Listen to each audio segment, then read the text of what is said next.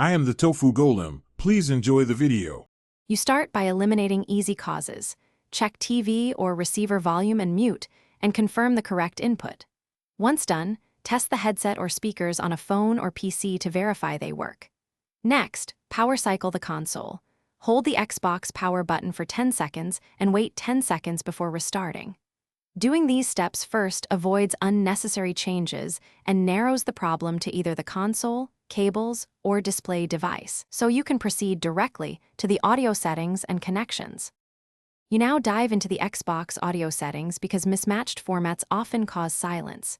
Go to Settings, General, Volume, and Audio Output. Choose the correct output, HDMI or optical, matching your cables. Set the audio format to stereo uncompressed as a fallback. This fixes most compatibility issues with older receivers. If you use Dolby Atmos, make sure the license is active and pass-through is enabled on the receiver. Once done, test with a game or app to confirm sound returns and note any change in behavior. You finish by verifying physical connections and software. Swap the HDMI cable and try a different HDMI port on your TV or receiver because faulty cables or ports are common causes. Make sure the Xbox and your display or receiver firmware are up to date, and review the TV/receiver audio input settings. If sound still fails, perform an audio-only reset or clear persistent audio configs in settings.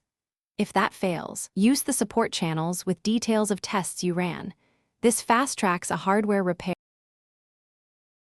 Thanks for watching. Consider subscribing if we helped you today.